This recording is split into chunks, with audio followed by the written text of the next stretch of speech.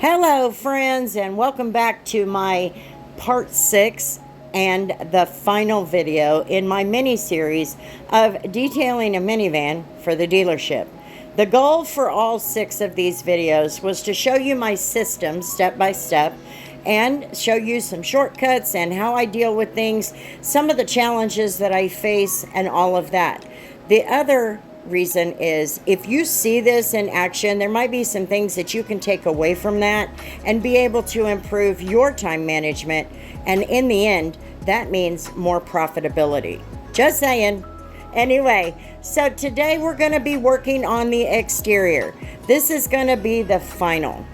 This is what is in the end. This is the eye appeal is by appeal.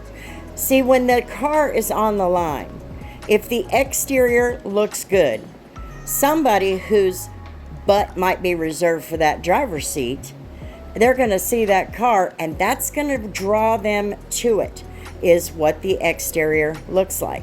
Now, you don't have to put a lot of work into it to make it look good. You just got to make sure that you are working on a particular process.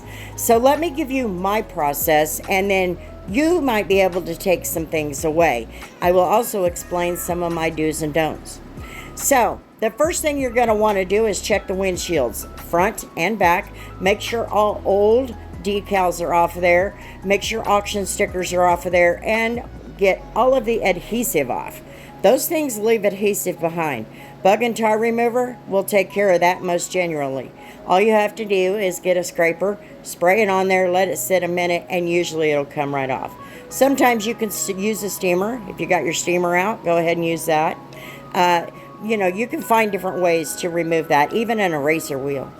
Anyway, you'll also want to make sure that the old decals from previous car lots and dealerships are off of there. I use an eraser wheel for that. And then you're going to want to do some little tidying up things, like you just saw that I did the headlight. Now, a lot of times the headlights have this layer of gunk on the top. You don't have to get crazy with it, but you can. You can pull out the polisher if you want to use that. You can use a palm polisher, and you can even use a drill polisher. Or you can just put some polish on a microfiber towel and call it good. And then the next thing you're going to want to do, and I usually do this first, but you can do it however you want to do. It is part of the exterior process, but you want to clean up the engine bay. Now, you can accomplish this just simply by doing a wipe down, but if you have water easily available, you can do it that way. Wet it down, spray it down with some APC, use a wheel brush, clean it up, and then rinse it off, and you're good to go. But wipe downs will accomplish a lot. And then you want to get to the wash part. Now, I do not foam. I don't have the stuff to do it anyway, but even if I did, I wouldn't foam it.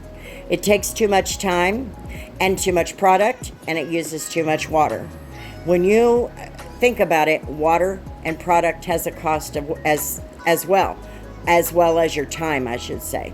And you want to use as little as possible of all of those things. Rinseless wash is the best way. Now, a lot of people don't like rinseless wash. They think you're going to scratch up the vehicle. The only difference between rinseless wash and foaming it is the bubbles. The dirt is still there. I don't care how you look at it, the dirt is still there. But in the end, you're going to get a good clean, and that's all that matters. So, after you have done your rinseless wash, and you're there in the front, okay, you're working around. I typically start in the front passenger fender, and I work around the vehicle until I come to the front, and that's where I end. If you have bugs and stuff on the front, make sure you're spraying some stuff.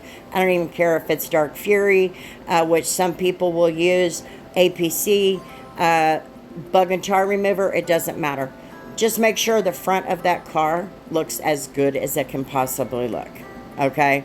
That's a big thing. So, then you want to do like a little walk around, double check everything. Make sure all of the windows are sparkling clean. Sometimes when you do a rinseless wash, you might get a little bit of dirt on your towel, and it'll leave some streaks on your windows. just use a little bit of window cleaner and clean them up, and they'll be good to go. And then you're done. That's it. I lied. Just kidding. There is one other thing. Now, this is something that people will typically do first before they do their rinseless wash. I do it last. I don't know why. It's just always been a thing for me. It's just the last thing. If I have any splatters, it takes nothing to clean them up. But you want to do the wheels. You want to get the wheels cleaned up. Typically, I'll use an APC on the wheels and get them cleaned up. But here in the last 6 months or so, there's been a lot of vehicles coming my way with a lot of brake dust. I think the auction has some kind of brake dust program or something. The worse, the better. I don't know. Anyway, recently I checked out this Dark Fury, and it's been making a big difference. And what I mean by that is it's become less work. The APC will take care of it, but it's a lot of work. It's a lot of scrubbing. But the Dark Fury seems to be doing what I need it to do. So that's what I'm going to use today. And these wheels were in pretty rough shape. The goal is to make sure the outside looks good, okay? Eye appeal is by appeal. What they see is what matters. It's the hidden stuff, like the barrels and all of that, that is going to take time away from what you're doing. So most dealerships are like, don't worry about that, make them wheels look good, okay? So you're going to get in there and do what you can to make them look better. Then you're going to clean them up, tidy it up, clean up your mess if you have a mess on the ground or in your shop, and then you move on with your day. And you take that vehicle, okay, I'll get it out, back to the dealership. And if you do your double checks and your walk-arounds and things like that, you're going to minimize the risk of a dealership complaining. If a dealership is complaining, that could mean the difference of job or no job. And I know detailers are like, no, I'm not working for a dealership. And I can't even tell you how many times somebody has made a comment on my videos explaining the obvious to me. But I've explained in several videos my thoughts about it and what I've learned. And it's quite interesting. But here's my thing. I may only make $100. But a lot of people who won't work for dealerships, they'll be sitting at home for a couple weeks with no pay at all. I'd rather have the $100, even if it's $100 a day. So that's just my take on it. I want to thank you all for joining me on this mini series. I just felt like, after the idea was presented to me, I felt like, you know what? That is an awesome idea. And that's what I've done here. I hope that this can be helpful, especially to the newbies. I know that detailing can be a challenge at times, especially when you're new. And there's so many different messages out there, but this way you actually get to see it. And now you get to see the final product. This is all of the product, all of the shortcuts used, everything. It's looking good. I'm telling you. Now, I wanted you to see the challenges that I was facing and what I'm going to be able to do to solve them and what I can't do to solve them, especially in these minivans. These Dodge Caravans and Town & Countries, the carpets are your biggest enemy. It's just the way it is. But this vehicle is looking good, and in total, the job took me 4 hours and 15 minutes. That stayed right in with my 3 to 5 hour time limit. Not bad at all.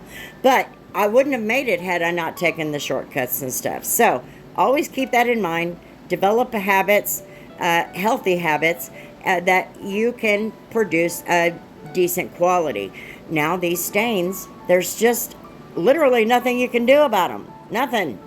So keep that in mind. Don't shoot for perfection. Shoot to get the job done. And if you have to explain things later, you can. So, I hope you all have a wonderful one. Again, thank you for hanging out on my channel and for being supportive and allowing me to try things and do new things and implement ideas that I have come up with or other detailers have come up with, or even videos for viewers who have left me comments. So I hope you all have a wonderful weekend. I'm going to have a wonderful weekend. I'm headed to Branson just to take a little time off. So we'll see you guys on the next video. You know how it goes. Before the next video, peace.